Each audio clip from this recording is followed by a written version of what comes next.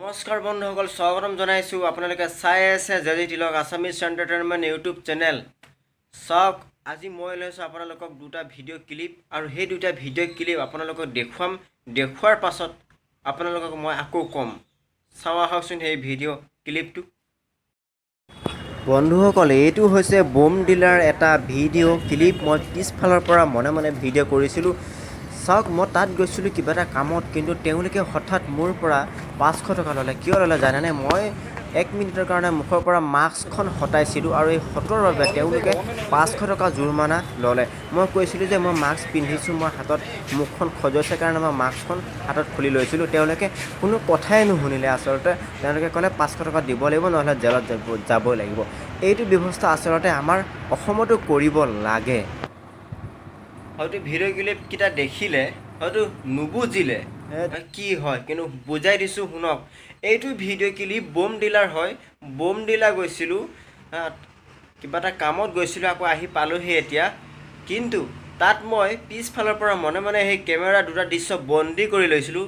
এই বস্তুটো হ'ল যে বোম ডিলাত বা অৰুণাচলৰ প্ৰত্যেকটো জেগাই জেগাই ডিষ্ট্ৰিক্টে যদি আপুনি যায়, যদি বিনা মাস্কত যদি আপুনি যায়, আপোনাৰ পৰা লোৱা হ'ব 500 টকা জৰিমনা।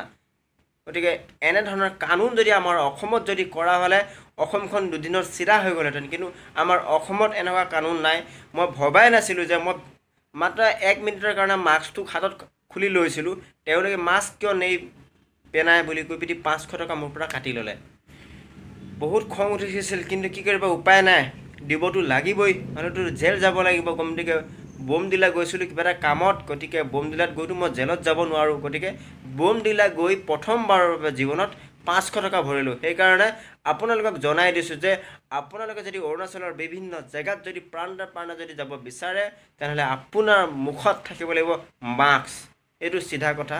আৰু আমাৰ অসমত এনেকুৱা হ'ব লাগে, আচলতে আমাৰ অসমত নাই। গতিকে মই ভাবোঁ অসমত হ'ব লাগে। কাৰণ অসমত যদি হোৱা হ'লে হয়তো আজি গুৱাহাটীত যিদৰে বাঢ়ি আছে কৰোণা ভাইৰাছ, সেইটো হয়তো নহ'লহেঁতেন। আমাৰ অসমখনত এই তেনেকুৱা জৰিমনা ছিষ্টেমটো নাই। সেই জৰিমনা ছিষ্টেমটো কৰিব লাগে, তাৰপিছতে আমাৰ ৰাইজ চিধা হ'ব। গতিকে আৰু চেনেলটো যদি চাই ভাল লাগিছে, নিশ্চয় চেনেলটো এবাৰ মোৰ চেনেলটো কমেণ্ট লাইক কৰি দিব।